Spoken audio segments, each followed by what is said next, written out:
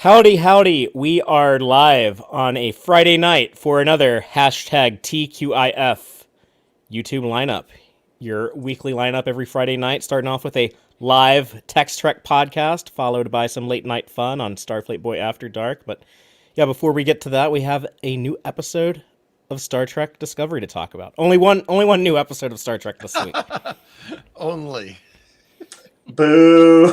If I don't get 2 episodes now, I freak out. We get 5 weeks of 2 episodes coming up and starting in January, so I'm gonna freak out like evil Kirkwood and start throwing stuff around. Yeah, well, how'd that work out for him? I'm the captain. Keep telling yourself that, bro. But no, speaking of saying who we are, what we are, we should say who we are and start the show. Right on.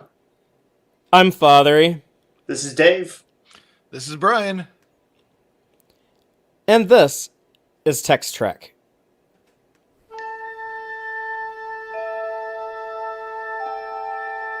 Engage.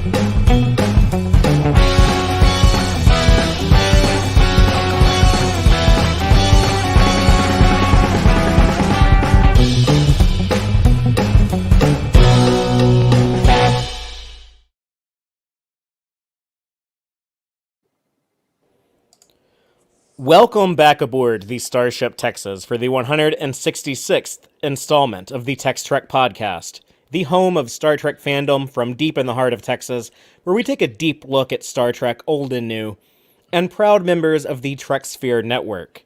Today we are discussing Star Trek Discovery Season 4, Episode 2, Anomaly, written by Cofell Saunders and Glenise Mullins, and directed by Olatunde Osunsanmi. I've been saying his name since 2017. You'd think I'd get it right eventually, but sorry, Tunde. That's what his friends call him, Tunde, apparently. That would be more handy.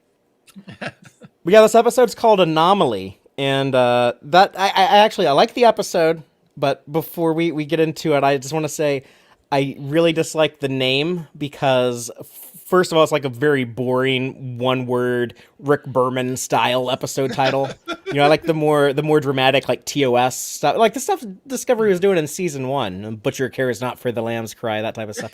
But yeah, like Anomaly. That's boring. But also, it's so generic that it was also the name of an Enterprise season 3 episode. That's great. So, but this is the first time they've ever repeated an episode title. They normally would put like "the" in front of it. I actually think "The Anomaly" would be a little bit more apt. But no, like they have the exact same name. If that was ever going to happen in Star Trek, where there's one example of 2 episodes having the exact same name, it probably should be the episode called Anomaly, though. Is there any chance, as Thomas Hill asks, that there actually is a connection between them? Like, I have not watched that Enterprise episode. I mean, they did Unification 3, so it's not the stupidest question I've ever heard. Yeah. I mean, that episode, they were going into the weird space in the Delphic Expanse where there was, like, strange gravity stuff, throwing stuff on the ceiling of the cargo bay. Archer started floating around when he was taking a shower. Yeah. But I still don't think they're connected. They're connected. Man, that's a little bit odd, though. Remember when we all thought Control was connected to the Borg? Sure. I grant it. All I'm saying is that I might want to go watch that episode just in case. When Leyland says struggle is pointless, and we were like, aha! He just basically said resistance is futile, obviously connected to the Borg, and it turned out none of that was real. It might have been better. I still think it should have been connected. Yeah, it was a reasonable speculation. It was not wackadoodle pie in the sky stuff for Star Trek. It was a reasonable speculation, even if it turned out to be wrong. It's not like saying this. I think in this episode, Janeway's going to turn into a kiwi fruit. I mean, she did turn into a salamander once, so it's not completely off the table, but still. Brandon Braga is listening to us right now, and he's like, "Damn, I should have thought of that." Kiwi. That would have been so much cheaper to make than a giant salamander. I mean, the other Star franchise turned their cool Clint Eastwood dude Boba Fett into a kiwi, so. I see what you did there. Let's talk about Anomaly. I'm just going to quickly recap it by reading the synopsis, and then I'll kind of expand on that with spoilers. But the synopsis reads, Saru returns to help the USS Discovery uncover the mystery of an unusually destructive new force. As Burnham leads the crew, she must also find a way to help Book cope with an unimaginable loss. So yeah, Book is still trying to recover from losing his planet and his family to the gravitational anomaly. And to investigate it, he must actually fly into the anomaly with a holographic Stamets by his side to scan the thing, and he's still struggling with a lot of these issues, and he's able to get through it though. And then it turns out that all that information is not going to be as helpful as they hoped, and there's this dangerous anomaly roaming through the stars. But yeah, we're just each going to give our opening statement and just say what we think about this in very broad terms, and then we'll get into the nitty gritty details. I'll just go ahead and go first because I don't have a ton to say, but the show Star Trek Discovery, I think the thing that's always done best is the characters. I think the people who love the show love it because they love Tilly and Stamets and Culber, and they like seeing these people week to week and seeing what they're doing. And so whenever it does lean into the characters and does more character focused stuff, I think that's the show leaning into its strengths. And we get that here. There's not a ton that happens, but it's very, very character centric, and I really enjoyed that. The look of the show has never looked as good as it does now. The cinematography is even better than it's always looked expensive, but it just looks even more gorgeous now. I think just the colorful uniforms. I just enjoy there being more color. But Tunde, we'll call him Tunde, like we're friends with him. But his directing, he's been very experimental the first 3 seasons, and now with just these first 2 episodes of season 4, I feel like he's kind of like reined it in and focused on being as effective as possible. It was very like cinematic, very like filmish. Like people, I think, overuse the term cinematic, but like just the way that some of the stuff was edited with like Book in his visions that he's having, and the iconography of that haunting image of like the birds falling, stuff like that. It's kind of like artsy type film type stuff. All that was like very effective. And now that we understand the anomaly is more of a kind of like natural force, kind of just like it's like modern day people dealing with climate change or with like, some bad monsoons or something like that. It's like, it kind of makes me feel better about it that we're not dealing with this huge like end of the universe type thing, even though like it's still very big and very dangerous and scary. What I'm hoping that they do going forward is they focus on people's reactions of that and like the politics with the president and how different planets are going to deal with it, and the idea of like we all have to work together against like this collective danger. The ending of the episode, it does kind of make it a more heightened threat, but I'm hoping that it's not going to turn out to be some type of big mystery. Everyone keeps talking about like the Star Trek Discovery mystery boxes. I don't want it to be like this, like, oh, who is in control of the anomaly, and like someone is like driving it, someone's like steering it around, or something like that is going on, and it has like some reveal that if it's not like satisfying, it undercuts the entire season. So I'm hoping that they can avoid that, but I'm very excited with like these first 2 episodes of season 4, and this is, I don't know, I was really happy with the first 2 episodes of season 2. But either like back then or now is like the most excited I've ever been for this show. So I'm really digging it. But that's all I got. Dave, what about you? It's funny. I hadn't. Do we know yet that it's definitely a natural thing and not going to be revealed as some force behind it? I mean, they sort of say we have no way to predict where it's going, which could mean that it turns out it's being driven around by somebody, and that's why Right. everyone's looking. So, and they also say that it doesn't look like it's actually black holes. They just thought it was, but now it's looking like maybe not. So I don't know how well defined. I mean, maybe the effects are kind of well defined, which is always nice. But I don't know if the cause is all that well defined. Okay, I was just curious. I hadn't. I thought that was Fatheree.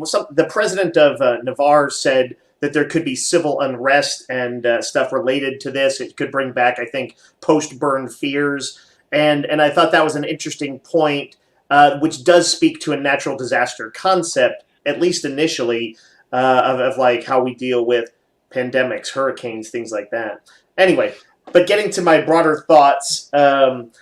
I still, and I guess I'm gonna, we're 4 seasons in, so maybe this is a lost cause, but I still wish this show would lead just a little bit more with its head than with its heart.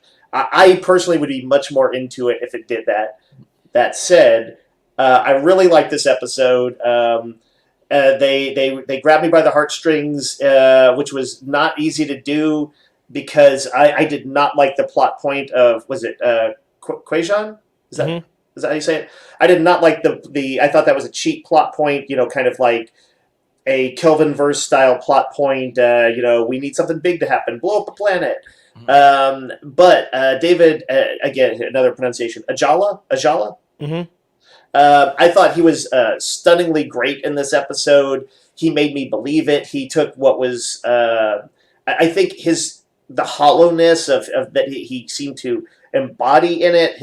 How broken and in shock he was very palpable and believable, and he really got me on board in a way that the actual plot point did not at all. And then there were a lot of other emotional moments throughout the episode. Like you said, Father, there's actually not a ton that happens other than they essentially make their first foray into the anomaly. But I liked just about everything I was seeing. I liked the meeting with the Starfleet, with all the Starfleet people, and not just Starfleet. I guess there were representatives of a lot of other, sort of notable factions. I loved seeing Saru back. That was huge for me. Seeing him in there and sort of offering up his wisdom and reconnecting with Burnham and Tilly. I liked Stamets and Book not getting along. I think that's important to show that the crew can have friction too. I liked Tilly having to kind of to have a talk with Culber and slowly have him draw out that she wants to talk to him in a format that does sound more like he's moving towards a ship counselor position. We had noted that in the past, and it feels like I wonder if they might formalize it with this. And of course, I liked seeing Adira and Gray trying to kind of process their future through the choices now approaching them. So I guess I was surfing the big emotional waves of this episode, the way the ship was surfing the gravity waves or whatever it was. I liked it a lot. Brian, what you got? Yeah, I liked it. I'm still kind of processing it due to Thanksgiving travel stuff. I literally finished watching this like less than an hour ago, so I'm still kind of soaking it. It's fresh on your mind. You should know every detail. Well, in some ways I do, but the bigger picture here, this is the broad impressions on what are my broad impressions. I mean, I'll start out with they seem to put a little extra effort into the technobabble, which I appreciated, and is definitely essential if you're going to try to connect your anomaly to real science and gravity or something in some sort of way. I mean, if it's anomaly that just keeps causing people's dead loved ones to appear as ghosts, well, you can kind of just go nuts with that. But if you're going to have it be gravity, then yeah, it should have some sort of tenuous connection with gravity as we actually know it. I really liked the coda at the end, which was kind of just basically dealing with there's the big physical climax, and then there's all the emotional climaxes afterwards. And I realized after a moment, this is a next generation, a kind of classic mid-era, season 4 or 5 or whatever, next generation episode rearranged In Next Generation, a lot of the episodes, once they got into their groove and figured out what they were good at, they run into a problem. The meat of the episode is bouncing the problem off of the various characters and seeing how they react and angst about it. And then they resolve the problem with some technobabble and a little button at the end, and we roll credits. Here, they put the resolve the problem in the middle and put all of the kind of angsting about the problem, because they resolve the immediate problem: is Book going to die? And then they put all of the stuff that normally would have been stuck in the middle at the end. Which is, so it's kind of all the same beats, just in a different order. Brian, do you think that's because they've got more time? They're like, oh, we ended at the 45-minute mark with the plot stuff like Next Gen would, but then we've got 10, 15 extra minutes. Let's do character fallout. Yeah. I mean, we can have as much filler as we want. But yeah, if this was a Next Generation episode, they would arrive and they would launch the ship in, and then they would lose contact with the ship, or only get intermittent contact, or there'd be time dilation so that, there's long waits for the heroes on the ship or something. Well, only a few minutes pass for the people on the shuttlecraft. And so you would have a time to do all the angsting, and Counselor Troy could run around and help everybody, or Guinan, probably more likely in that era. But, and then, they'd techno-babble the way to get the ship out of it at the end. And they'd also make the anomaly go away, because the anomaly only ever lasts 1 week in the Next Generation. Arguably, that's my main issue with most of Discovery's larger plot points, is that they'll take what would have been resolved in a week in a classic TNG and stretch it out over a season. Yeah, well, here, because they haven't really resolved it, they saved Book, but the anomaly's still running amok. They can still do all their character pieces afterwards, and yet they're still stressed out about the problem. But the long digestion sequence happens after they rescue Book, as opposed to between the Book getting into trouble and Book being rescued, which is how you normally would do it. But I liked TNG. I think that's what TNG did best, was when they were doing those character pieces, and we just got to see how the problem bounced off of everybody, and I liked it here, as Fatheree said, as you said too. The characters are great, and it's great fun to watch them chew on stuff, and angst about stuff, and you got your sad Michael back. You were saying she was too happy last week, so I have a quick question. This is just real fast. In Star Trek Generations, did the Nexus continue existing? It didn't get destroyed or anything? Yeah, it's still out there. Yep. Just wondering. I did a sequel in my role-playing game. So they went back to it. I just wondered if this was some artifact of the Nexus, I don't really see them doing that. It doesn't really seem to have much I know it doesn't behave like it. Yeah, the Nexus didn't. Gravity did affect it, because that was his whole evil plan. The Nexus was actually very reliable. Like it was predictable. Like Soren could chart where it would be and change the course of it. This thing is supposed to be like unpredictable. It's because Soren messed with it, and now it's 1,000 years later. It's gone freaky. Oh, Michael Stepniak in our audience is saying the ghost of Bill Shatner chopping wood in the Nexus. It'd be the ghost of Captain Kirk. Bill Shatner is still alive, but he got meta. Yeah. Well, let's go ahead and get into our episode breakdown. We're going to go through this thing beat for beat and discuss it. But we start off in the opening. We begin with Book mentally and literally replaying the events leading up to the destruction of Quajon. Saru returns to Disco to assist Burnham, and Starfleet HQ holds a meeting to discuss the anomaly. And it's decided the more information that they have, the better off they're going to be. So they're going to send Disco up close to actually collect some data on this thing, and then they can figure out what to do. But for me, this episode, it starts off super serious with sad Book, and then Captain Burnham trying to comfort her partner, who we don't really know like his job. I guess he's just kind of like a Starfleet consultant, but Yeah. He he's feels like a freelancer for them.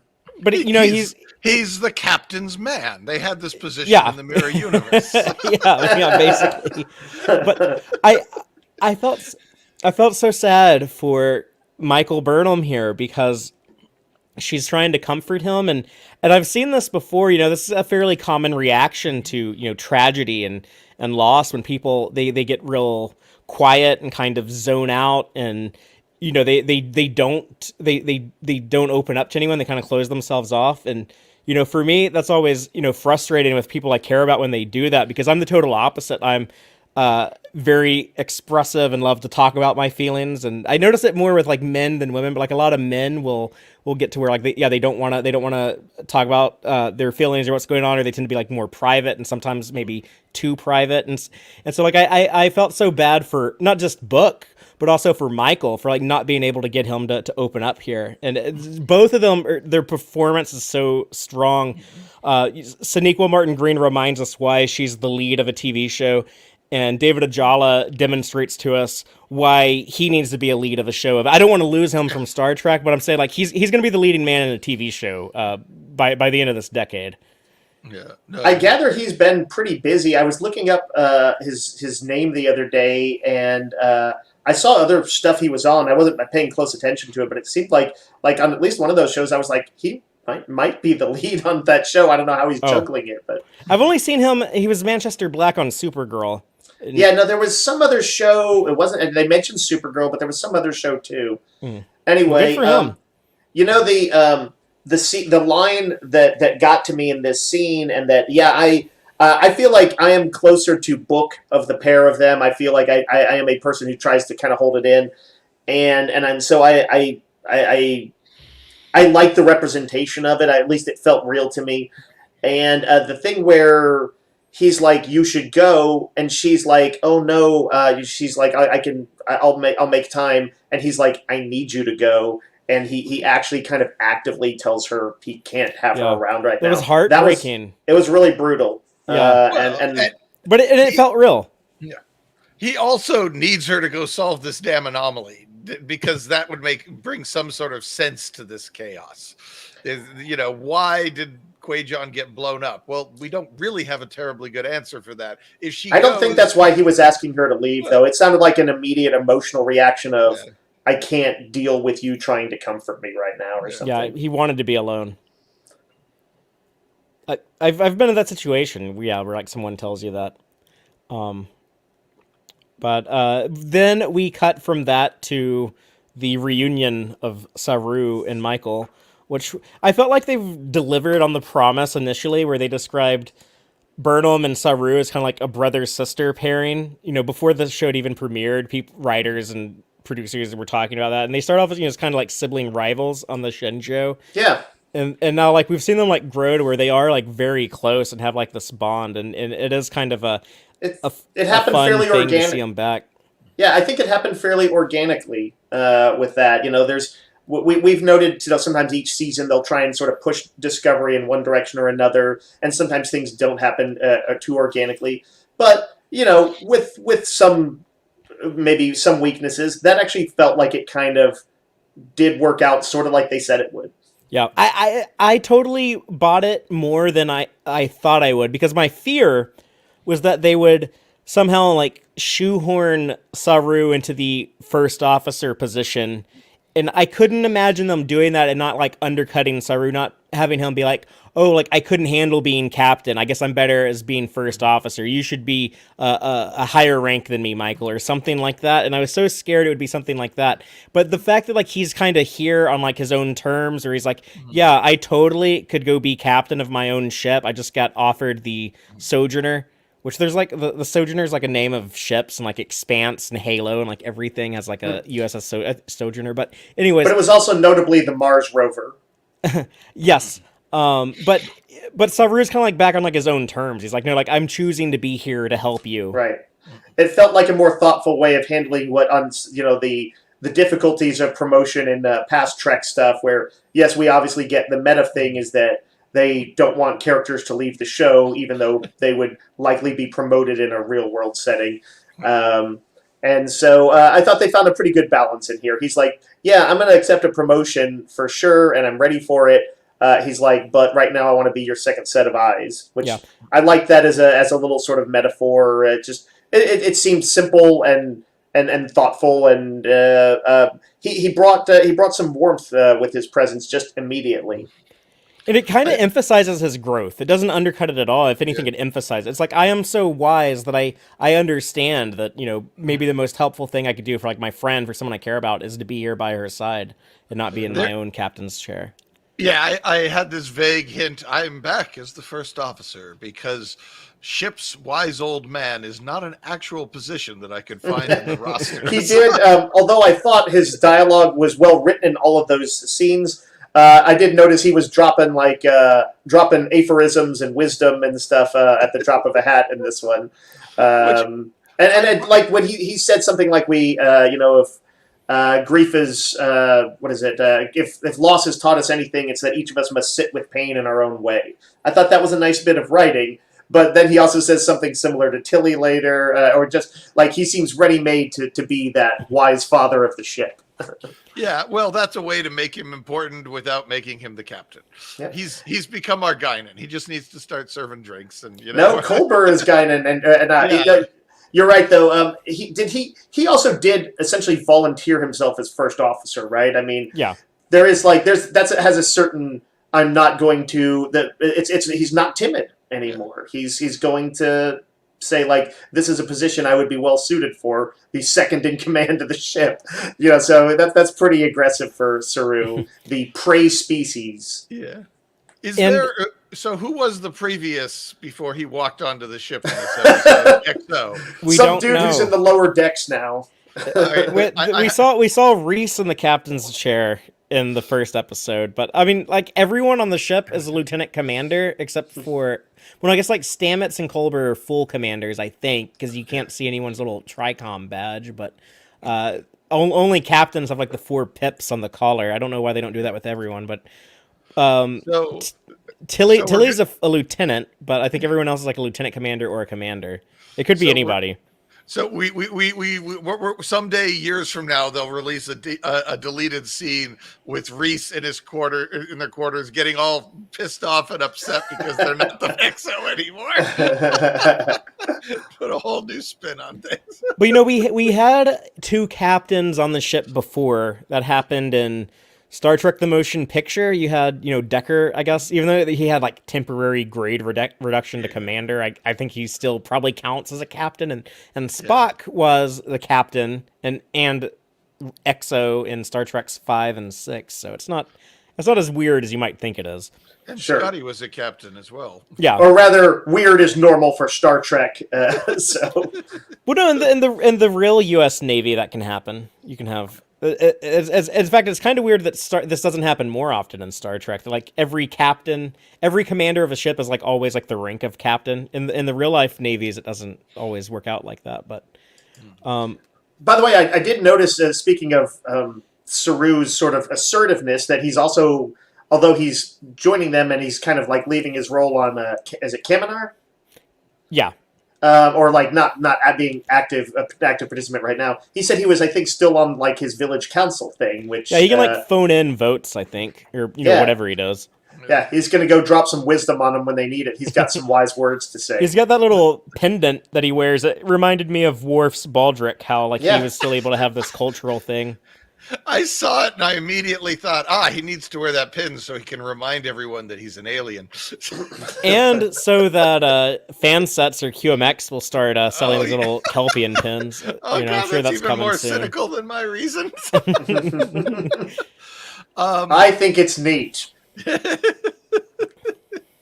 No, it's fine. I mean, if Worf's gonna wear his sash, why can't this guy have his pin? I mean, it's fine. I need a village council pin. That village really hung in there, though. I mean, how many centuries? That village is like, it's got staying power. I don't know. Is it his village, or is it like a village or maybe the village of the kid he became sort of a father to? Well, he refers to it as his village. He says, I like, guess my so. village. Yeah. Well, maybe they, like Brian said, maybe they're just that they've got staying power. I mean, Yeah. if you go to most countries, there's like villages that are like 800, 900 years old. That's not that uncommon. Right. It's just kind of uncommon here because we had a genocide of all the native people. Happy Thanksgiving. But in a lot of parts of the world, it's not that weird, I don't think. No. In our live audience, Jill is saying the new uniforms, as in all uniforms, look best on Colbert. Speaking of those new uniforms, though, I just love seeing like the more color, and it's not all like silver backgrounds with blue uniform people running around on top of them. I really like it. It adds a lot. The colorfulness of Star Trek means a lot to me. I agree with you on that, and my eye was also drawn to the slightly asymmetrical length of them, where one side sort of hangs lower at the waist. The only thing I don't like in the design thing is the sort of eagle-like pin on the collars. I don't know if that's on everybody or if that's just a certain rank, but there's something that just seems a little bit fascist about it. It's just a little too, arguably a lot of uniforms evoke kind of fascist looks. So that's just a thing. Overall, I think they look really pretty fancy. I dig them. I have this mental image of them grabbing onto they're designing the uniform by making some sort of amorphous hologram where they can kind of take the old Discovery uniform and keep modding it and adding color and stuff. And they reach up and straighten out the crooked collar, and then the bottom of the suit crookeds up. And then they straighten out the bottom and the collar goes crooked. And I guess we're going to have to pick one, Captain. I actually like a little asymmetry on the uniforms. Yeah, well, to me, that's a callback to... That was the thing that I remember as a kid I was slightly bothered by. I didn't quite understand why. Like, the asymmetry of Picard... Like, the first next-gen uniforms, they were asymmetrical with the design on them. And then now that's, like, completely iconic. Arguably, at least the originals were, at least in having the Starfleet pin on a single side and not both sides. But I really felt like Next Generation sort of pioneered it. I will absolutely agree that Colbert. I think I commented on this in a previous season. That dude is like so fit that they can give him the tight uniforms, and it's always going to it seems super well tailored to him. You could throw a burlap sack on him, and he looks sexy. That's right. I did want to say it's just a standard sci-fi gimmick, but the way they visualize Book's PTSD flashbacks by literally having him playing holograms and rewinding them and playing them again is a wonderful way to use science fiction to show us what's going on inside somebody's head. And again, is an example of what the holodeck was originally supposed to do when Roddenberry stuffed it onto the Enterprise D back in the day.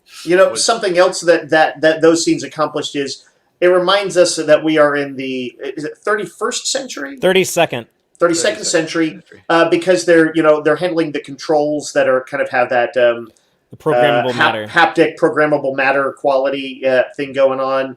And I imagine that they will do that fairly often. Any chance that they have to use any controls are going to remind you, yes, this is the 32nd century.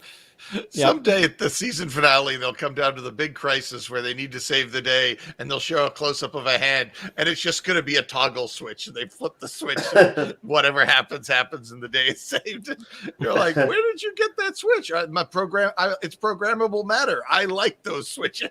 It's just like a big lever that they pull or something. Yeah. What are those old power flips like you use to light up Frankenstein's monster with little that slot in? This ka-chunk. Take us to warp. All right. Well, let's talk about this Starfleet HQ. I guess it's Starfleet HQ / Federation HQ, because they kind of like Federation and Starfleet have kind of like combined into like one facility, one organization. But I suppose if no one's going to the academy, it's really just, sure, you get a uniform, you get a uniform. The line gets pretty fuzzy when no one's actually going to the academy. Well, no, like field commissions have been a thing in Star Trek for a long time. Apparently, like over 100 years, they've been field commissioning everybody. But the working theory that they have is that the anomaly is a pair of black holes. It's roaming binary black holes, which I guess it may or may not be. We're still not 100% sure, but it's 5 light years across, which is massive. Massive. That's like the distance between our solar system and the next nearest solar system is 4 light years. So it's like less than what this anomaly is.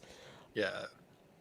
The anomaly can take out both Alpha Centauri and the Sol system At the same time. Yeah, it's Yes. big enough to touch both, which is probably why they decided on 5 light years. I We have wonder, President like- Tarina of the Vulcans and Romulans. She's President definitely going to be a player because she was featured in the flashbacks, or the previously on portion. What do y'all think is going on? Like, I thought that like she seemed to be giving good, logical Vulcan suggestions. I thought that notion about like civil unrest was probably truthful, but it could be like, oh, maybe she's going to be an evil Vulcan, and maybe she wants the civil unrest, and that's her plausible deniability move. I was just I hope not. I was just glad she wasn't an Enterprise Vulcan. Just comes in and finds a way to make everything worse. Yeah. No, she seemed cool, at least so far.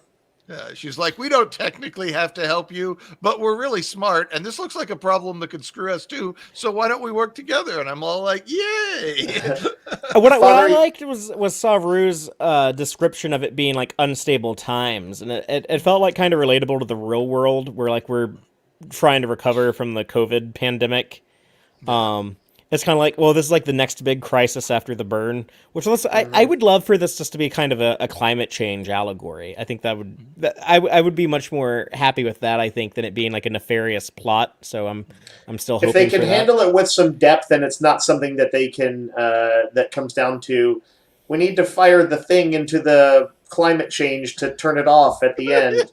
Then I'm potentially interested. I like the idea of them doing that. But on a show that leads with its heart, I don't know if they're up for it. We have reconfigured this nuclear warhead to defeat climate change. We also see the ugliest Ferengi that has ever graced the screen. I hate it. He had to join Starfleet because the rest of the Ferengi wouldn't have anything to do with him. And it's funny too, as you know, like arguably all Ferengis are ugly by human standards or whatever. But yeah, they changed it up. This dude makes Quark and Brunt and Rom and all of them look like Anson Mount by comparison. I mean, Grand Nagus Zek is nothing to look at. Let's be clear here. That's true. I guess Zek is still a contender for ugliest Ferengi. Yeah. I will say this: the thing I noticed about him, beyond just like, yeah, I'm not loving the redesign, was that clearly Ferengi culture probably has come a long way, or he's an exception to the rule. Because he seemed to I saw like empathy on his face during all these scenes. He was not in any way the stereotypical Ferengi. Right.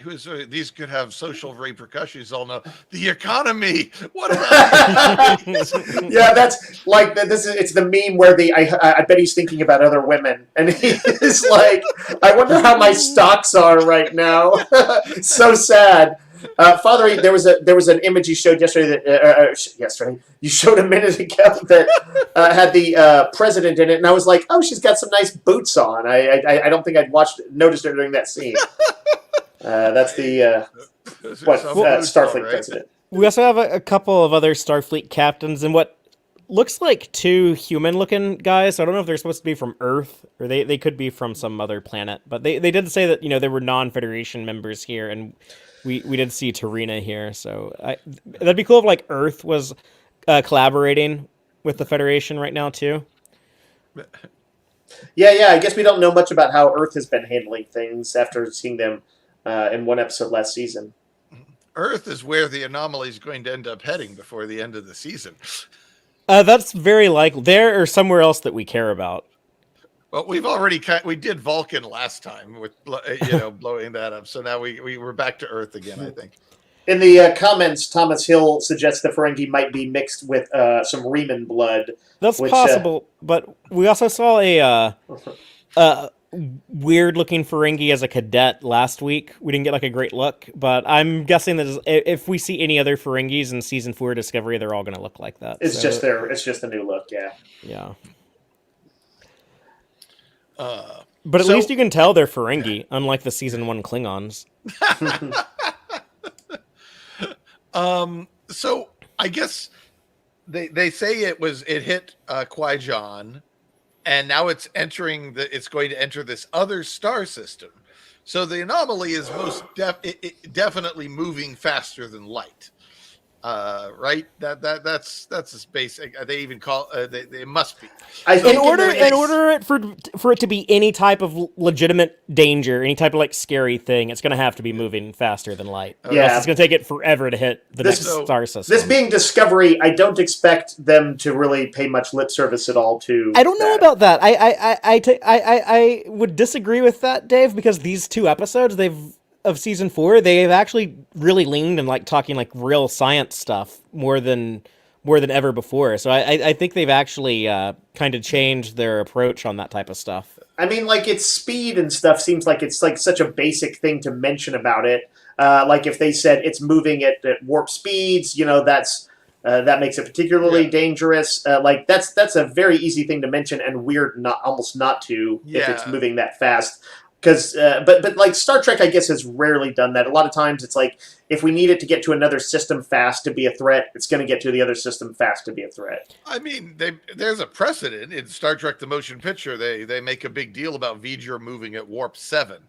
So there's kind of a fairly famous precedent for these sorts of things where you do say, oh, it's got, and maybe it's variable because it kind of seems. And that's what I would random. assume. If the direction is uncertain, I think the speed might be too. Yeah, I think I it's. guess the theory that it's 2 black holes eating each other does not at all explain why it's going faster than the speed of light.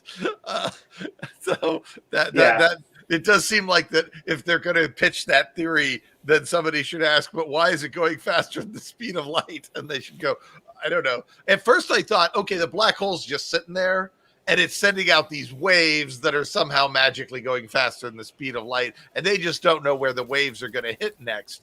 But after paying a little closer attention, I think they're actually saying that the heart of the anomaly is moving around, not just it's not just spitting on different star systems at the speed of light. It's literally running around and stomping on them. I think it's basically being a scientific MacGuffin right now. It's they're being they're like, what have we learned about it? It's like, well, we don't know a whole lot about it. What's the data say? Well, the data is going to take some time to process. So right now, I think it's going to be whatever it needs to be for the story purposes, and then they'll pin it down a little bit more later when they're ready to make their big reveals. It's a little frustrating to me, but yeah. I don't know. I'm impressed with how much they're taking the time to like put some scientific realism into the show. So What are the bits of scientific? What are the bits of scientific realism like you're thinking of, Fatheree? Well, like there was a lot last week, but then like as far as like this episode goes, like the when they're approaching the anomaly and they're talking about like red zone, yellow zone type stuff, and then how like they're dealing with like dust cloud layers around the thing, and the way that they visualize it with that lensing effect, just a lot of stuff like that. I mean, I think that's just the idea that 2 black holes eating each other could cause gravity ripples, gravity waves. Or the explanation that like black holes are only detectable when there's like actual matter that they're affecting, otherwise like we can't see them. There's like little like details like that.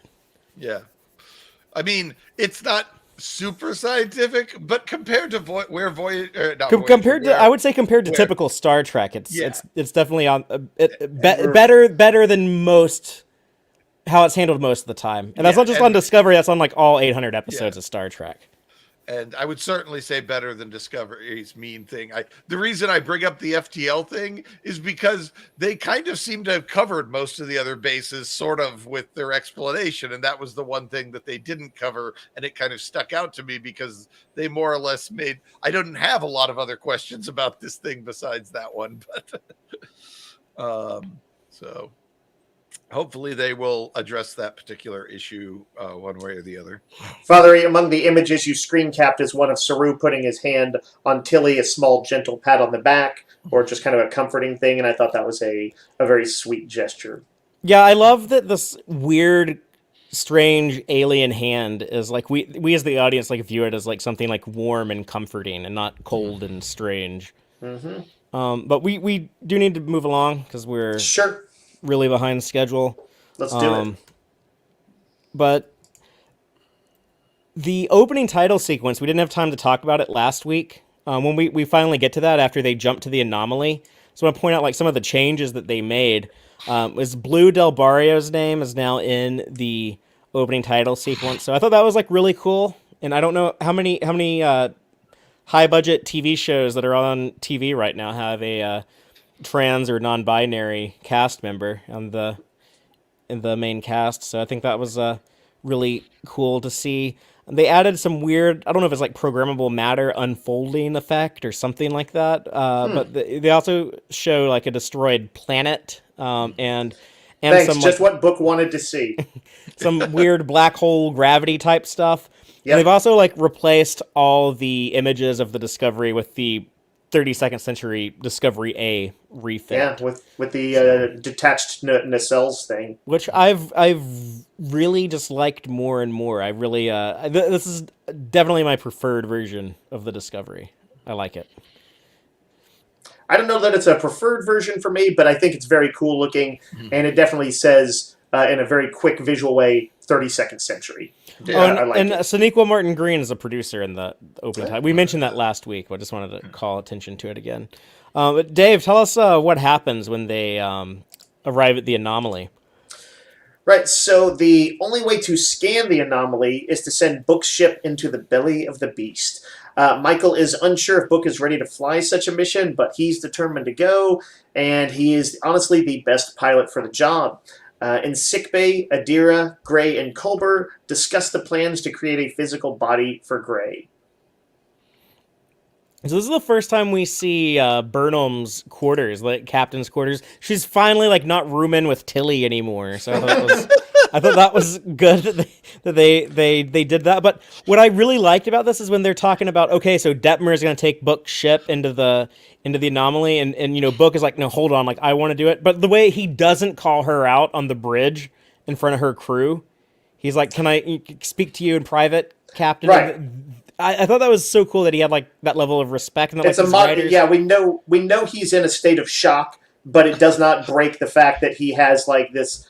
There's a baseline respect that he will show to his partner and his captain. Yeah. And It's something not that like- Discovery it's normally not- doesn't do well is typically they go for like the expedience and drama, and they Like the wouldn't. president in the last episode. Yeah, and so I like that they chose like the slower, less exciting option in this case. If it was the Kelvin universe, they would have gotten into a fight on the bridge. Well, there's some other stuff in this episode that I'm gonna say it's more like that smart Kelvin that we were talking about, like doing the things the Kelvin universe wanted to do, but like doing them a lot better and a lot smarter. But I love Burnham's quarters. There's a lot of red dope. in there. Yeah, it Yeah, kind it of looks- matches it her look- red uniform. It looks comfortable and chill. Like I actually look like I feel like I could relax in this place. But yeah, the book basically says you can throw me in the brig or shoot me out of the sky, but I'm gonna be the one flying the ship. I don't know if you have anything to add on that scene. If she locks him in the brig, he will not be flying the ship. That was my thought. He's all like, if you can throw me in the brig if you want, but I'll still be flying that ship up. No, you'll. That's not at all what he said. That's not at all what he said. He said you can do that or shoot me out of the sky. Yeah, and then he followed it up with, "But I'm going to be flying that ship," and I was like, Oh. I mean, what? I guess he's meaning when I get back, you'll lock me in the brig. Is that like the implication? Anyway, it's not a big deal. He's under a lot of stress. He's not all of his sentences necessarily have to parse. The Adira and Gray stuff really stood out to me in this episode for a few reasons. They did a lot of stuff here that I liked, but one was just like the, I guess, level of trans representation that I was just mentioning, which I'm not at all like qualified to talk about this, but I like that they addressed that. Okay, Gray is a trans boy character because they do mention that he did have a transition, and the way that they kind of compare that to like him getting this new body and being able to remove the mole and customize things like that are kind of like artificial, and you should be able to change them. Yeah, it's kind of one of those. It's a simple analogy but it's a kind of way that Star Trek has always been kind of forward thinking on things. Is like, hey, people may not have wrapped their head around this concept, or like a lot of people may not have, and so let's show them at least one simple way to help them do it. And I think that's Gray is going to be how that one of the ways that happens. Um, I also, I honestly was happy to hear them address through that. Yeah, the Picard stuff. Yes. Uh, So we all three like season 1 of Picard. I think, Yeah. right? That's fair to say. But the two things that bothered me in it, one of them was they just have like this cure for death that like, yeah, you're gonna die, but we'll just stick you in a robot body. Like you should probably explain that a little bit better. So I like that Discovery season 4 is fixing one of the few things that really bugged me in Picard season 1. and it's also kind of neat to see the shows acknowledge each other just that way. Yeah. Have they done that in any other cases? Well, the co-op Malat were in season 3. Oh yeah, And they were a pretty big that's a good Picard point. thing. Yeah. And Discovery has acknowledged Lower Decks, and Lower Decks has acknowledged both Picard and Discovery. So Yeah, I enjoyed the scene, and I guess they're building a physical body. So the symbiote is going to stay inside Adira, or are they putting this? it's going to stay in Adira because Gray said I could become a host again. It sounded like a different Trill. Or study to be a guardian, which I guess is what he wants to do. You know, the dudes who hang out in the caves. And they mentioned Guardian Z. Yeah. Okay, I couldn't quite remember what Guardians were in this context. Yeah, and they were established back on DS9 when Jadzia had to go visit the Trill homeworld. Yep. You go into the milk bath. So is the symbiote inside Adira going to be remotely controlling the body the same way Stamets can remotely control that hologram later in the same episode with a little gadget? You know, you stick a little gadget on the worm and it can remotely drive the body. They mentioned like transfer consciousness. So I think the same technology that Soong Jr. used to pull Picard's consciousness out of his dying body and put it in the new 3D printed fresh body. They'll just do that with the Trill slug. And so no, what I want to know is, will Gray still have like all the memories of like the past, all the past hosts, or do those stay with Adira? Do like they both get a copy of those memories? I don't know.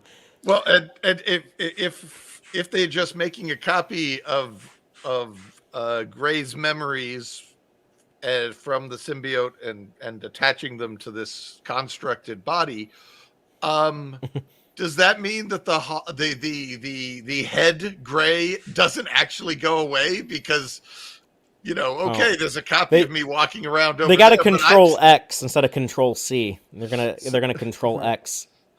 All right, so they're literally going to go in and destroy some of the synapses inside the symbiote. And doesn't that like violate all sorts of Trill taboos? The whole point is the symbiote's supposed to get more experienced. If you steal experience from the symbiote, that sounds like just about that's like pissing on the cross or something for the for the Trills, right? We're going to take a symbiote and make it less experienced for no good reason. It's not like it's traumatic memories. That seems like a great storyline to explore in the future. Like, how do they react? And also, how is 32nd century Trill different, perhaps, than they used to be? Yeah. And then I had this thought where I thought I knew what Adira was thinking, but then later on we have that extended coda at the end, and she kind of talks about different stuff. So I'm not sure. Maybe what I was thinking Adira was thinking is, oh, look, I kind of got used to liking the fact that you were part of me, and now you're not going to be part of me, and you're going to go off and do other things, and I'm going to go back to being alone. And I don't know if I'm ready to, am I going to be comfortable giving that up? Am I going to be comfortable to going back to, being in a room with nobody else with me, which at the moment she never is. She always has some. I suspect that will be addressed, and it was hinted at because Adira had some concerns in the previous episode, just in the sense that Gray was so accomplished, and that fear of being overshadowed. So I feel like it's almost certainly on the writer's mind, some of those questions. Given that, I don't know, probably shouldn't say this. Never mind, we'll just move on. Something you know about the future Fatheree or No, casting? no. I was just gonna say, like, normally, like, most people would agree that, like, sex is better with 2 people instead of just 1, so it might work out better for everyone involved. Yeah. Although who knows what it's like to have somebody floating around in your head. Yeah, but I can see how there'd be. It's possible. I don't know. She just looked like suddenly Adira was waking up to the idea that I'm going to lose her. I'm not going to be attached to her anymore. We're going to be too independent. Attached to him. Sorry. Apologies. Anyway, that's what I thought was on Adira's face, but maybe it wasn't, because then later when Adira explains things, it didn't quite seem to be that. So, thanks, Blue. Brian, tell us what their plan is with the ship going into the anomaly to collect the data. All right. Hollow Stamets will be sent with Book to perform the scientific duties, and Book's ship will remain tethered to Disco. Stamets is worried about knowing what to say to Book, but gets some advice from Culber. So we also have Saru giving some advice to Michael when he walks into her holodeck program, which happens in Star Trek all the time. So there's another tradition honored when he just steps onto her. And another some more images of Vulcan to use on Memory Alpha and any other Navarre. Other pages. It's Navarre now. Yeah, that's true. But and they don't have any Vasquez rock thing going on in the background. We see that Vulcan has other types of rock. The special effect really impressed me, the use of the AR wall, because we see the camera pan all the way behind Michael when Saru enters, and then it turns all the way again, going like 180 degrees to see the same view as her, and the way that the lighting on the actors change, because the lighting on that AR wall changes, and so they're lit differently, and then like we see like the silhouette version when the camera's like capturing the brightness of the sun, and it silhouettes the backs of the actors. The part where Saru first steps through the door does look a little green screeny, but then I thought, oh, well, that part was probably actually a green screen, because that's the opposite side of the AR wall, and the AR wall I don't think goes all the way around in a 360-degree circle, because they have to get cameras and stuff in there, but it did look really, really impressive. The only thing that bugged me was that when they end the program and go back to Michael's quarters, they kind of cheat where it's just like a flash of light, and then you can tell like they're not standing exactly like where they were a second ago. But overall, very, very impressive to see on a TV show. It's movie level type stuff. I miss the holodeck grid on the wall. But you don't have to go to like a different room to be on the holodeck. Like you can set up your quarters to be your holodeck. 32nd century, man. Yeah, no, I'm sure it's great. I just miss it. This room might actually just be holodeck quarters, captain's quarters number 3B or something, and she can flip a button and it's a completely different quarters if she wants. But probably with programmable matter. The cool thing here is that Saru's not just telling her like, oh well, do you need to trust Book? That's something that he really needs to do, like blah blah blah whatever. But he actually like gives like a solution to like make things a little better when he says like, we can tether the ship, that'll be safer, and also like instead of putting both of these spore drive guys on the ship and risk losing both of them, we'll just send a hollow Stamets. I guess they still needed like one physical person on the ship in case they completely like lost contact, because otherwise you could just put holograms of both of them, right? No one's in danger. So I guess they did need at least one, because that's to kind of make the bandwidth sound like an issue when he can't transfer the data back. It's all on the ship. But I thought that was, again, another cool use of 32nd century technology, from the programmable matter tether to the neural link to the hologram. In fact, you can just beam yourself into places as a hologram. Like, yeah, that sounds like... And don't you go further advanced in the Star Trek timeline, that's the type of stuff you'd have. And you have full tactile sensations of your holographic body, right? Yeah, he says it feels real.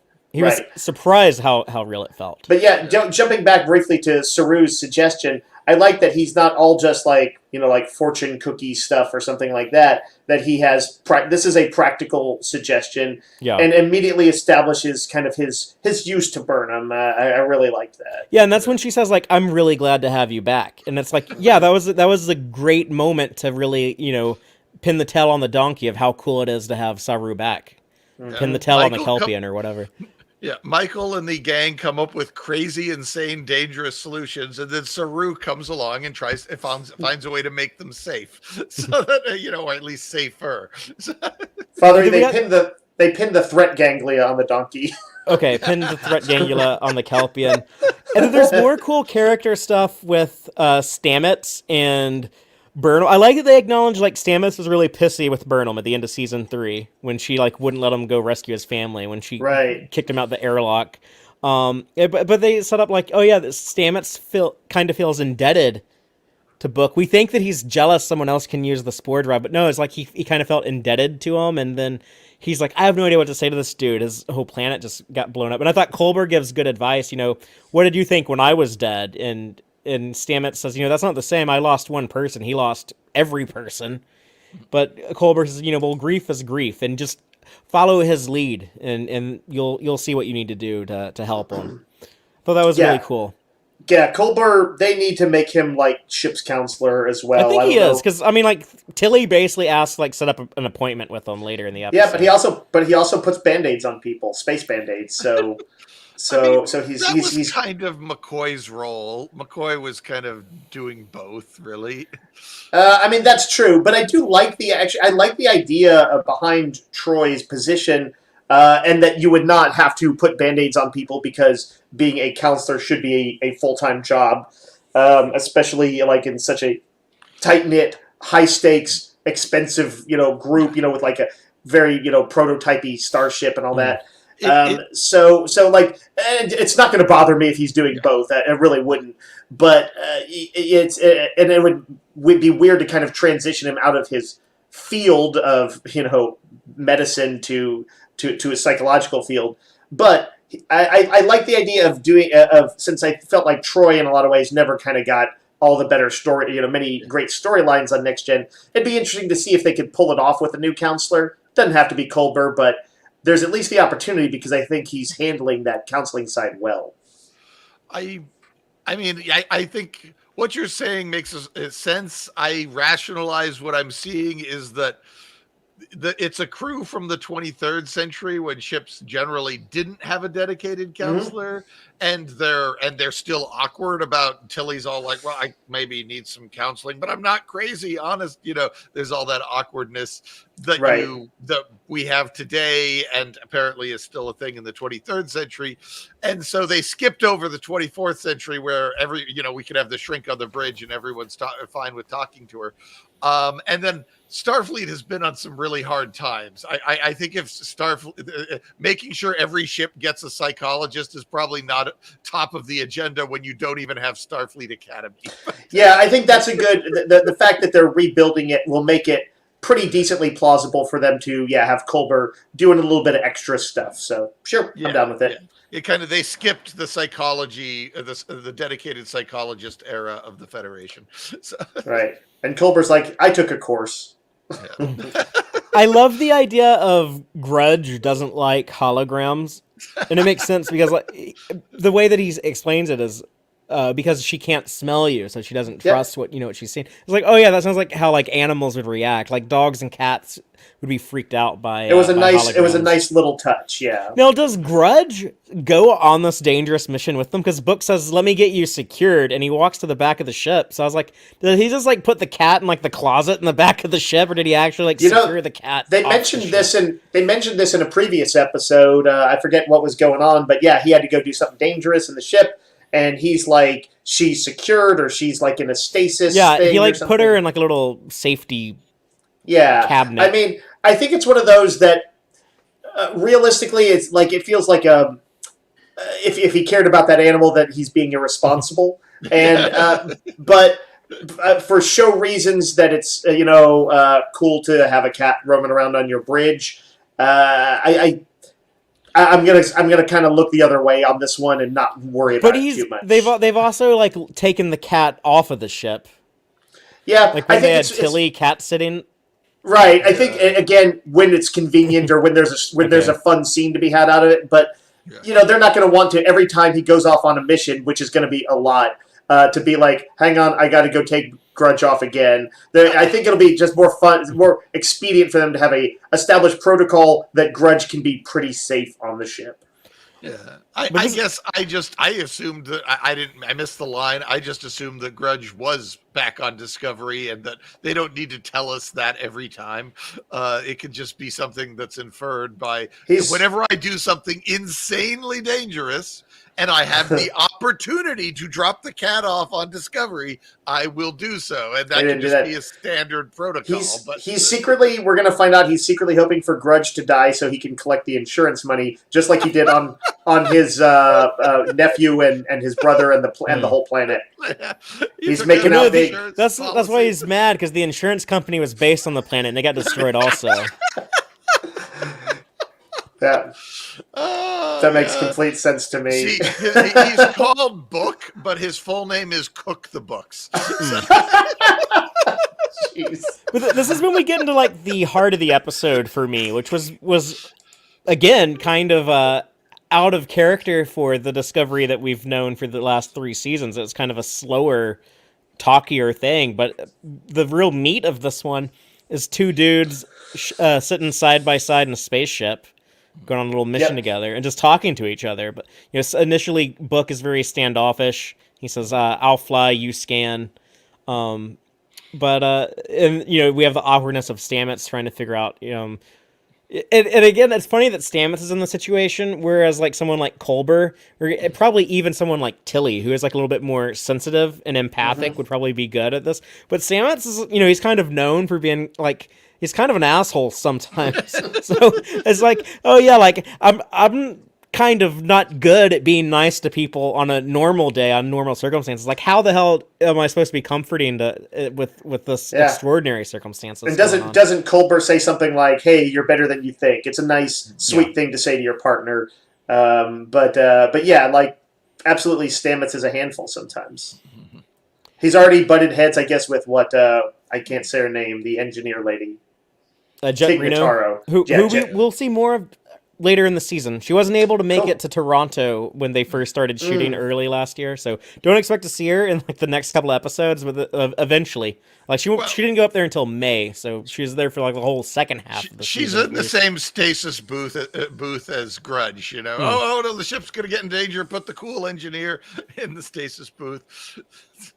In the comments, Mike Stepniak says that their pairing is the closest Disco has gotten to a stuck in the shuttle together episode. Yeah, which there's some truth to that. Well, I'll take this over Shuttlepod 1 any day, which I thought was like terrible and derivative back when it came out in 2001. So this was much better and an improvement. What's Shuttlepod 1? It was an Enterprise episode with Malcolm and Trip stuck in a ship together. It's stuff that we'd seen like 100 times in Star Trek before at that point. But anywho, but if you watch the show in chronological order, then it's not so egregious. Well, but they do eventually venture out into the anomaly, and Book struggles mentally because he keeps seeing the flashes of Quajon, his nephew, his brother. And Discovery, meanwhile, is being bombarded with gravitational waves that are banging the crew around. Adira and Tilly go into their little science lab, and they're studying the waves. And it turns out that the Discovery is going to have to cut the tether and back off from the anomaly so that Book and Hollow Stamets can stay in there long enough to get all the data they need. So this is where like the haunting imagery of like those birds, I think, is like really impactful. When he sees it outside the windshield of his ship, he's seeing all the weird debris and planet particles, I guess. That used to be part of my hometown floating by over there. But he's seeing like the bird stuff, and then like when he's seeing like his nephew like running around on the ship and stuff, that was like freaky to me. That was like, oh yeah, like you're really like unwell if you're having this experience. And then the the effect. Occasionally, I thought that he was being a little irresponsible to have forced him. Well, and of course, he will later say he wasn't ready. Yes. So Yes, he admits to we'll it. get around to that. But yes, he was not. I guess the anomaly is moving at fast warp speed, so all these ships must also be moving at warp speed as they maneuver around and follow the anomaly and fly into the anomaly. Like, I guess. Yeah, I guess so. Okay, that's kind of how I ended up concluding this must be going down. But I assume that it's a little bit like, well, we're on Earth and Earth is moving fast, but we can drive at like 40 miles an hour in a city or whatever, and essentially there's like a micro scale where you have your own little sort of small maneuvers that are more like impulse maneuvering in Star Trek terms. Yeah. So you're not just wildly overshooting everything. Yeah. But yeah, this is when they suddenly get into what I think of as TOS territory, the full on bridge chaos, fire and explosions, but now with added parkour flippy flips. Well, the actors all being suspended like that on this familiar set that I don't know how they added like the just the technical aspect, like pulling this off. Like they added like suspension rigs into the set that they've been using for years now, but it's one of those like real cinematic things. It's like you typically don't see this in TV shows. Like the only other time we really see zero gravity in Star Trek is either in the movies or in something that's animated. Like they don't do this in like the live action shows until now. The flames there's a that shoot. DS9 episode and a Enterprise episode I can think of that both messed around a little bit with zero gravity. Yeah, that's true, but it's still pretty rare. And Yeah. neither one was like on this scale where you have like a whole bridge full of people. Very flashy effect of what looked like solidly realistic looking anti-gravity or slightly flung into the air effect. I enjoyed all of that. Dangerous. Yeah. Like Tilly gets her chin beat up. Oboe is like a mouthful of blood at one point. Yeah. It's like it's really banging them around. If I know only that- they had invented seatbelts. Well, I was just about to say, I know somewhere out there somebody is going to say that, and I'm like, you got to let Star Trek throw people around the bridge. You just can't be a stickler about it. The first time it happens is kind of okay, but like the second and the third, you're kind of like, dude, you really need those seatbelts. What I thought was weird was the flames that shoot out of the wall. Like they have like propane tanks built into the set now that just like shoot out bursts of flame. And they're shooting out of the same spot on each pylon. They're not just random things blowing up. There is apparently an emergency flame nozzle that sprays emergency flame onto the bridge. If you back up, you had a shot where you could see flame coming out of like multiple places, I think, at the same time, but in there someplace. But yeah, and the camera would pan around and you'd see a flame burst out of each pylon in the background. like here, this pylon, you've got one right over behind Michael that was flaming on there a moment ago, and then you had another one, and that's a different pylon in a different part of the bridge that's flaming. So you see same design. They must have old tropes for Star Trek. Had everybody like flying out of their chairs to the side. This is just their new trope. Yeah, I don't mind flame coming out of things on the bridge, but when it comes out of the exact same nozzle at multiple points all the way around the bridge, you start to feel like it was designed to vent flame and not that it was. Yeah, it was a little much. I'm okay with the sparks, and I'm okay with like the rocks that explode out of the consoles and the walls, but the flame shooting out is a little much. Like that's where it's Kelvin style. It's extreme. It's do the do. But it's also kind of the first time they tried that level of bridge chaos. They may have learned from that and hear a little bit of fan feedback like, whoa, guys, ease it back just a little. They did have the flame effect last episode. I noticed it there. Oh, did they? Okay. When the ship was all getting hit by everything and the shields were failing, they had some of the flame. And I liked it there because I didn't notice that the nozzles were in the exact same spot at equidistant points around the bridge. Here, it was really obvious that they were in the same spots. Well, the Adira and Tilly thing in the science lab that was next to the bridge that used to be Lorca's ready room in season 1, and then they made it a lab in season 2. Which I love, by the way. Yeah, it's really cool in this episode where you could like run onto the bridge and like tell the captain something, and then run back to the lab and do more research. I thought this was like a really cool use of it, and more character stuff here with Adira getting snippy with Tilly, and then Tilly had to like put them in their place. I loved how Tilly, kind of checked them on that, because Adira's like, "Hey, I'm smart. I did this right the first time. I've done this before. You don't have to question it." And then Tilly goes all Starfleet and says, "We've all done this before." He's like, "But it's like basically in Starfleet we double and triple check our work." Tilly got all like Scotty or Geordi on them.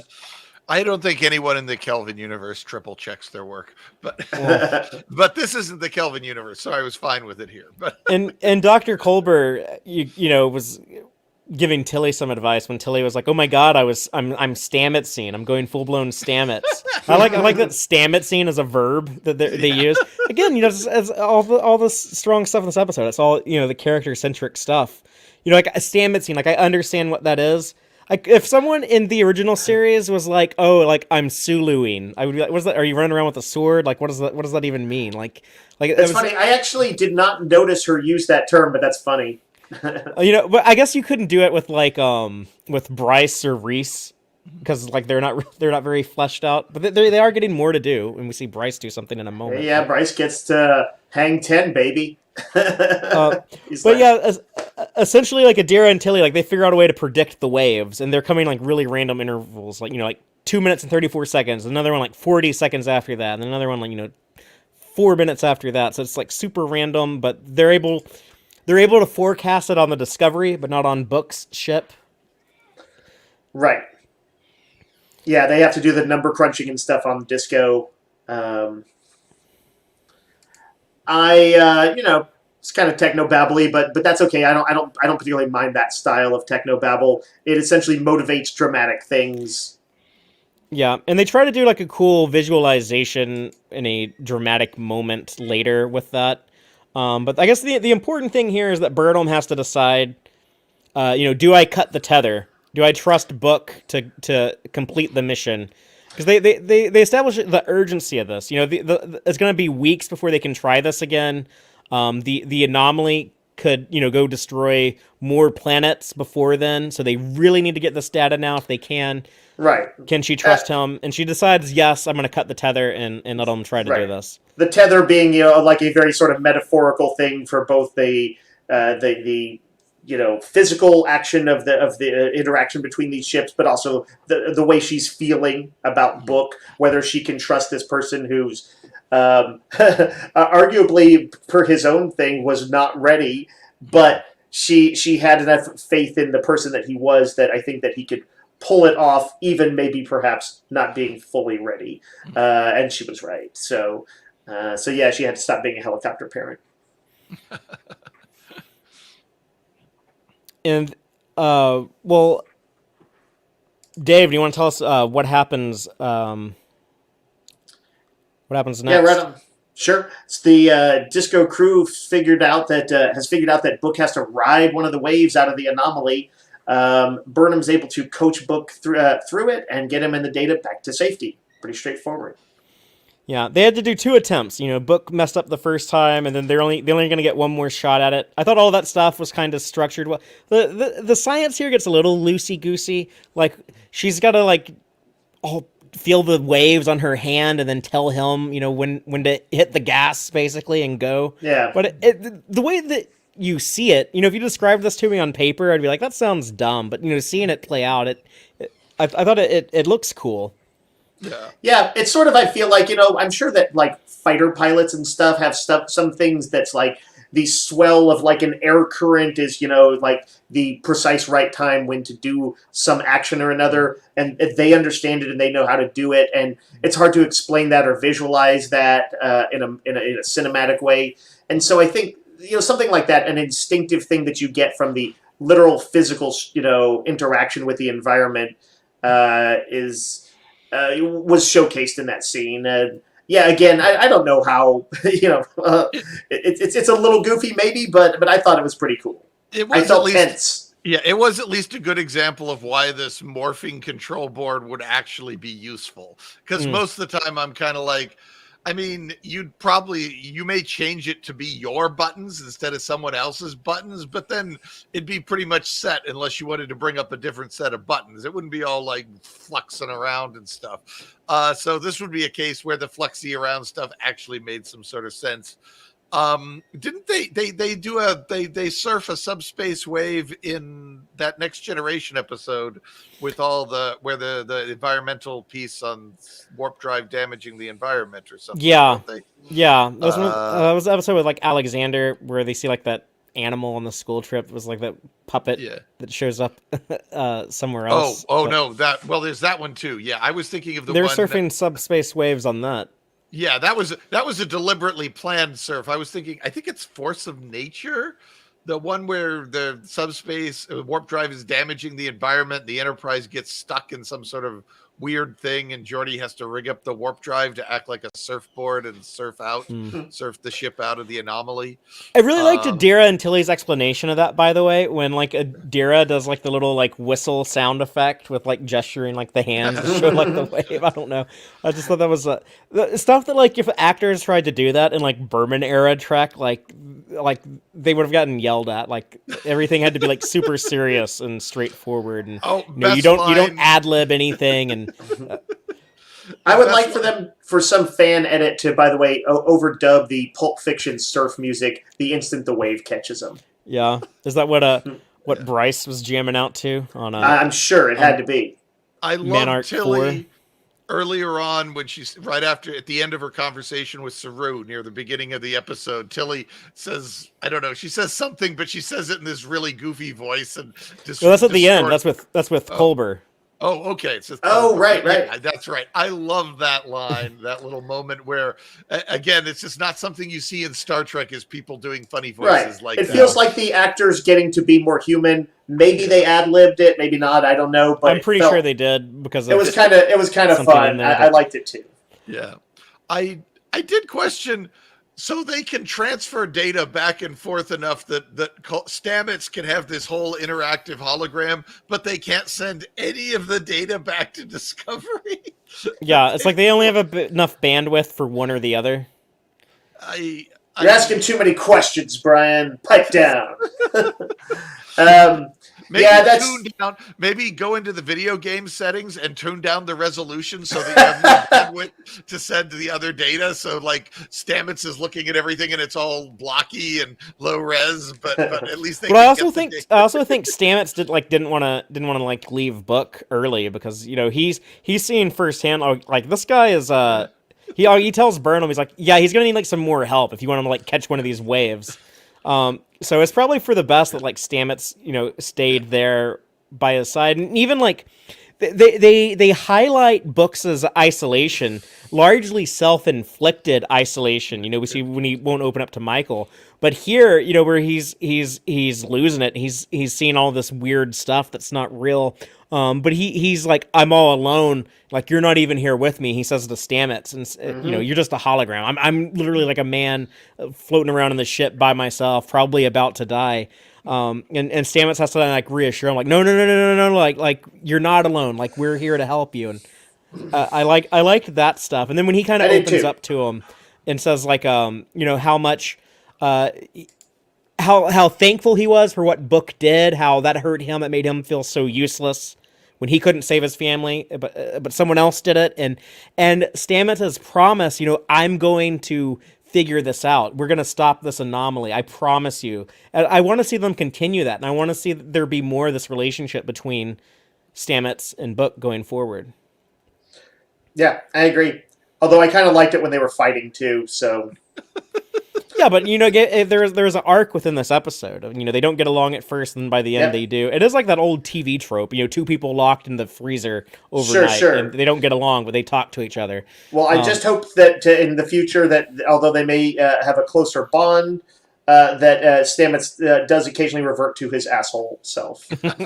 I'm sure he will. They've done a good job maintaining that balance, I think, in most of the show's 3 existing seasons. I guess the other notable thing here is when Burnham has to like basically like take the phone off of speaker and to talk to Book one on one. This is when Saru tells her, like this is where you need to be the partner and not the captain.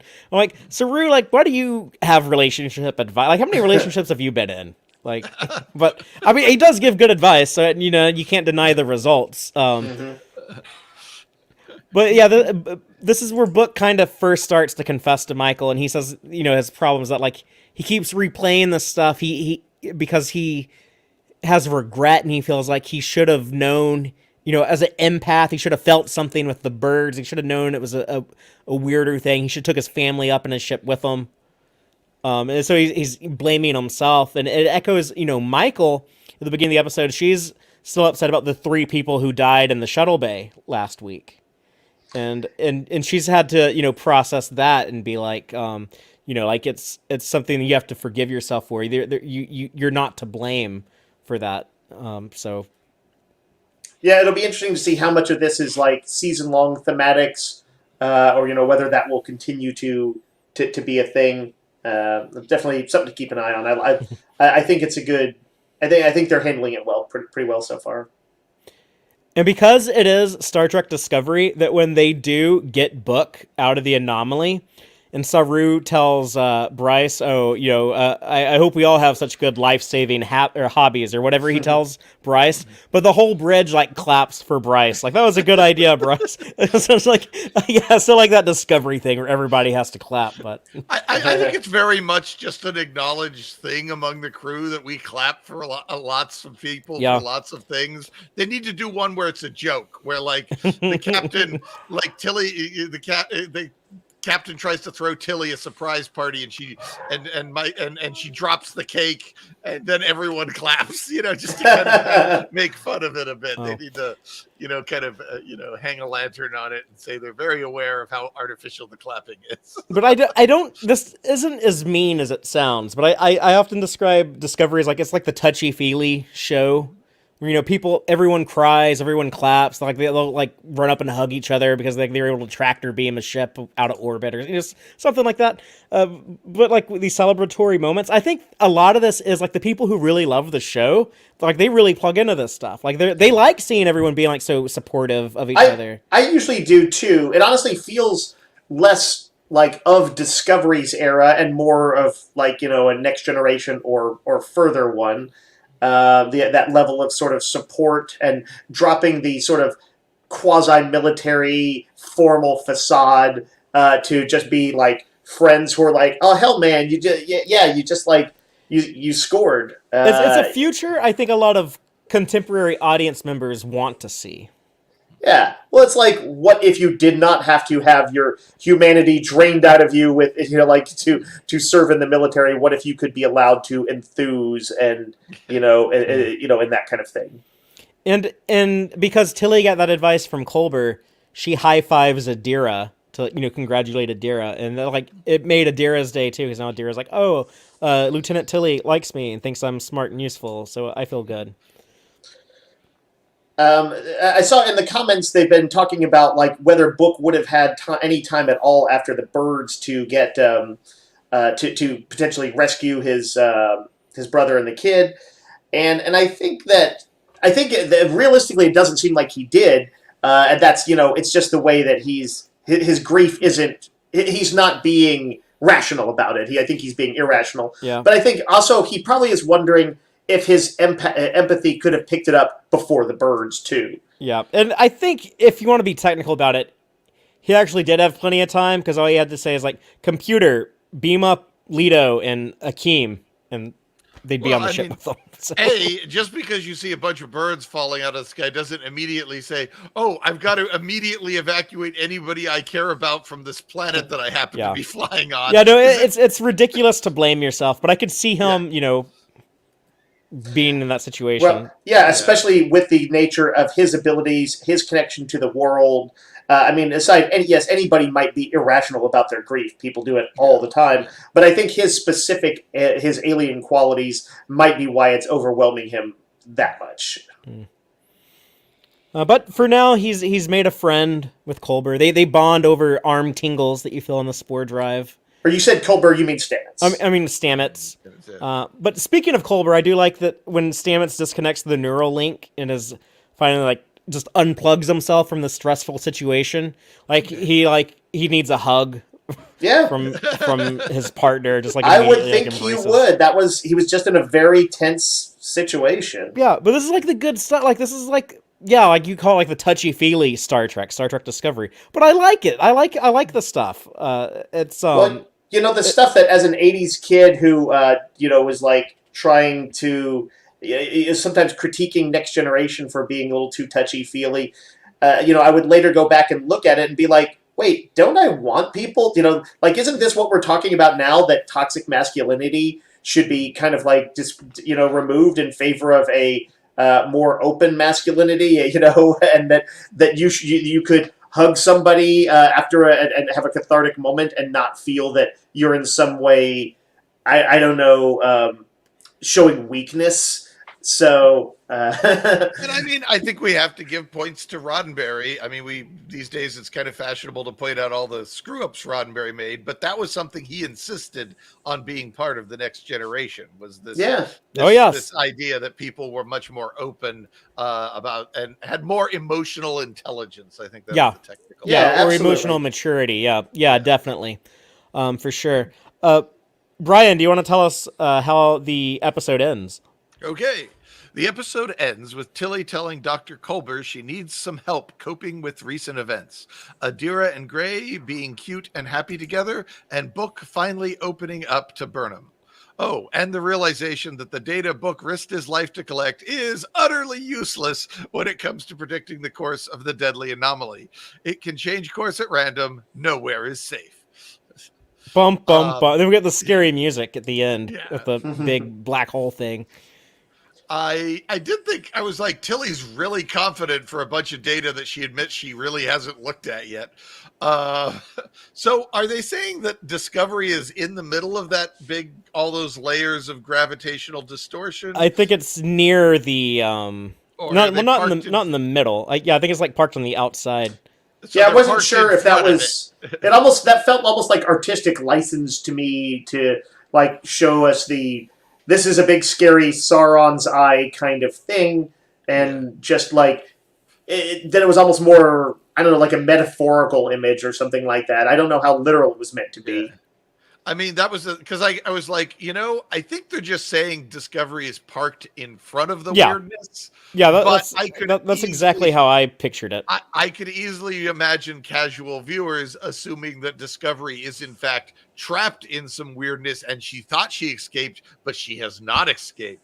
And next episode, we're going to find out how they get out of the weirdness they don't even know they're trapped in. I mean, they seem to be is what they intended, but visually it is kind of unclear. I think you're right, Brian. Yeah, it's true. Yeah. I don't know. It never occurred to me to interpret it that way, and it wouldn't really match with how the characters were acting. I mean, they were acting like they were safe, but Brian's not wrong in that the camera does a big pullback, like you're inside the mouth of the giant. I guess the scary music is all dun dun dun dun. Yeah, it's like super overtly like it was like TOS as ominous as style. possible. Yeah, it was like that. Doomsday Machine. Yeah, it was melodramatic. In a good way. In a good way. People use that as criticism, but I like agree. it. And I think, but I do think probably the best way to take it. We'll know next week.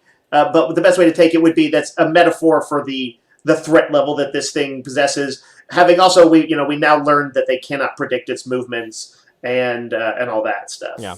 And I like that. It does make me a little nervous, though. It does make me a little bit like, oh, I don't want this to be like driven by some nefarious purpose. I'd rather it be like more of a force of nature type thing, and just the story being about how all these different people have to deal with it, how they work together, how they're unable to work together, things like that. To me, is going to be more interesting. So I'm really hoping that's where we go, but we will find out. I hope it's not the remnants, the residual magnetic image of Soren piloting the Nexus or anything.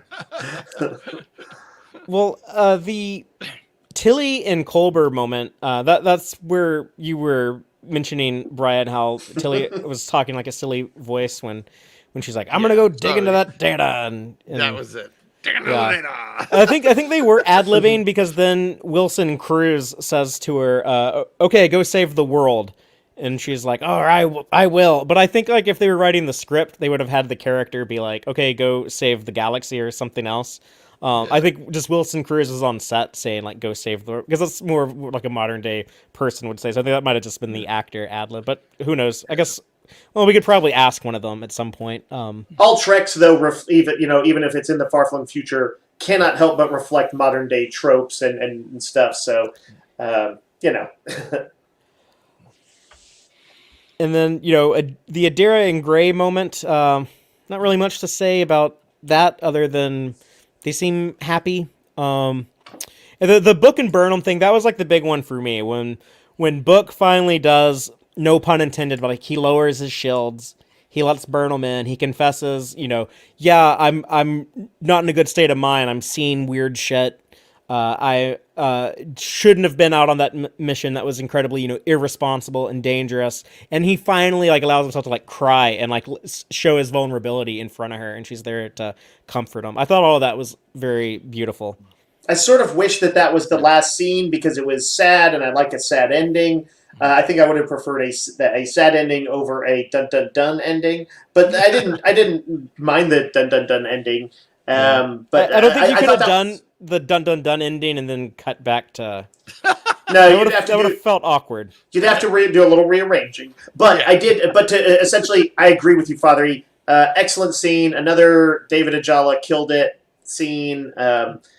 He's reminding me that he can be such a huge asset to this show.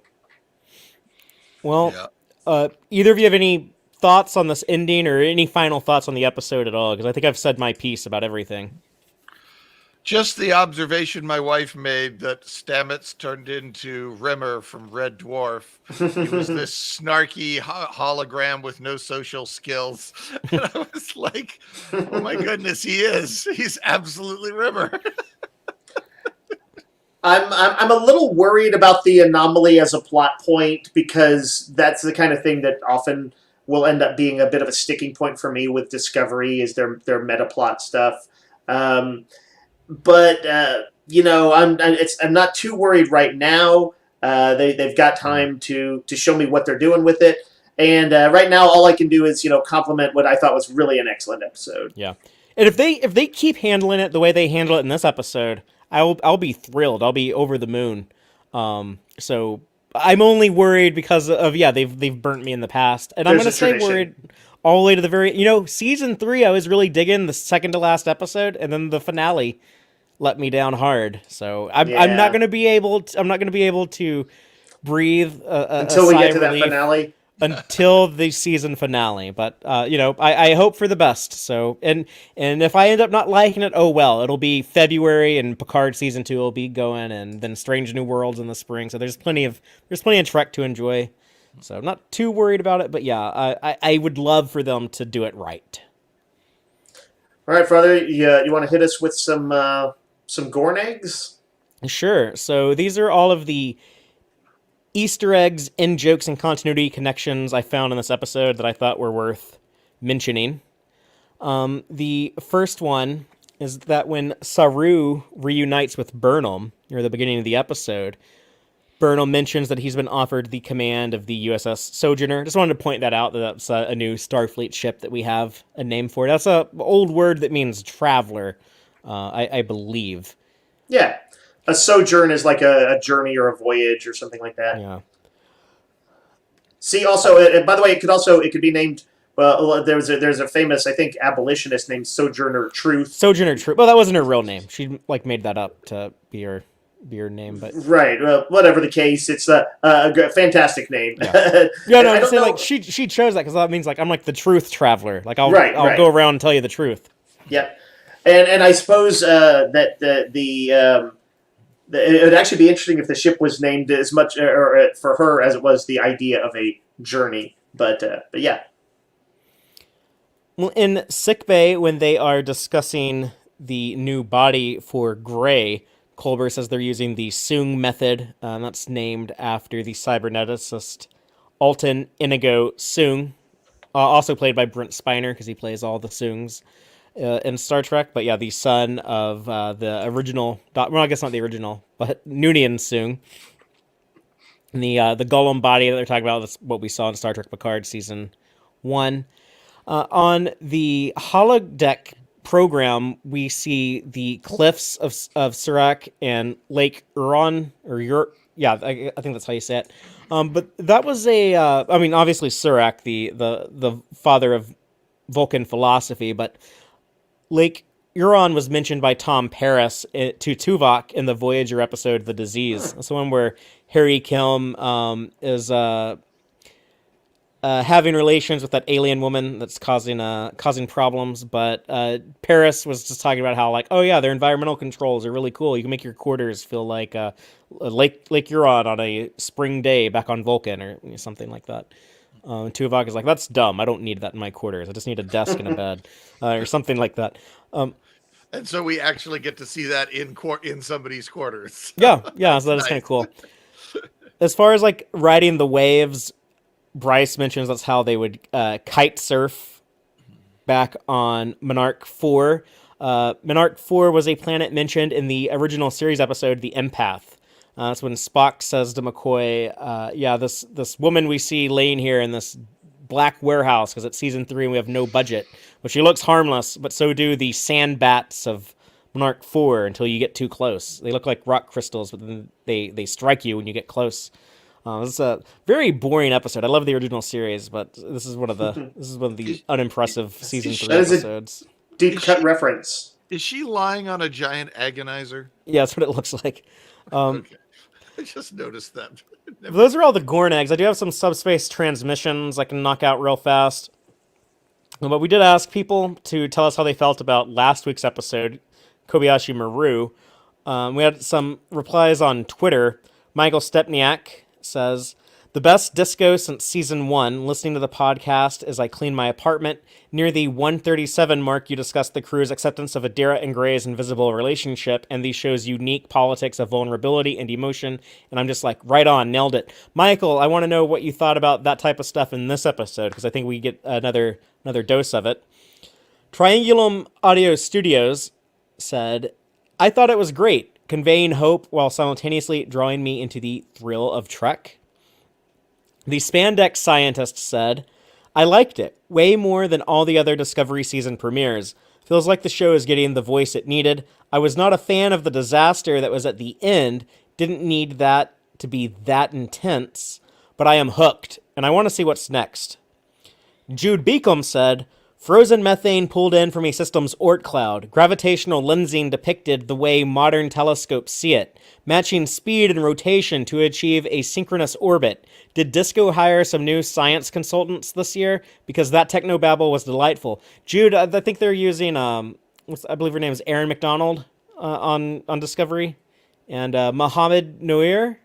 They've been the science consultants, but they're really big Star Trek fans, and I think they're giving good notes that the writers seem to be paying attention to. So good for them. Probably more of a case of the writers paying attention to the science advisors rather than a change in the science advisors. Mm-hmm. Agreed. That's usually how it goes. Malcolm Wood said, my friend thought it was good. Loved the Archer theme, however, expecting the president to say 2 words, my child. Like, I can see some of the distaste for President Rillick, but I don't think she's gone into full-blown Kai Wen territory just yet. So cut her some slack, y'all. She's getting a lot of hate.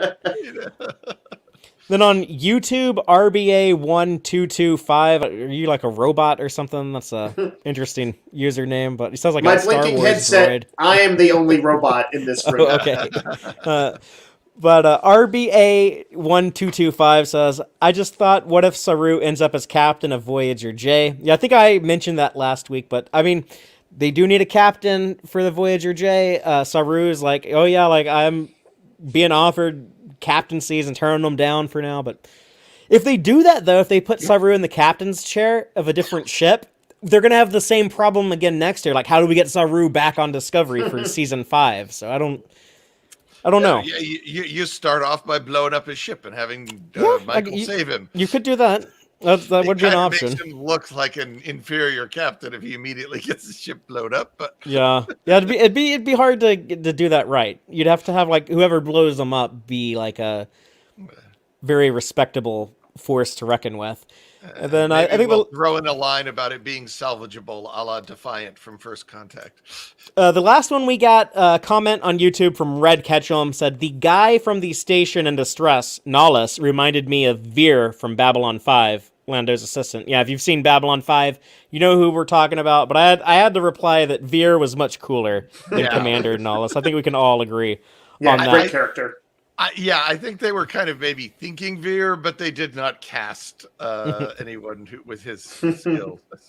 Well, that's going to be it for this week, but I do want to let everyone know that they need to go check out Starfleet Boy After Dark, because we're going to have some fun over there. I don't know what they're talking about. There's a new Marvel show with Hawkeye. There's also today's the Star Trek 4 35th anniversary, so I'm not sure what's going to be going on, but I'm sure it'll be fun. And I also want to remind everyone that I just recently was a guest on the Trek Untold podcast, along with some other Star Trek podcasters like Julian from Strange New Pod and also the Duras sisters from the Duras Sister podcast, just talking about what it's like making Star Trek podcast content.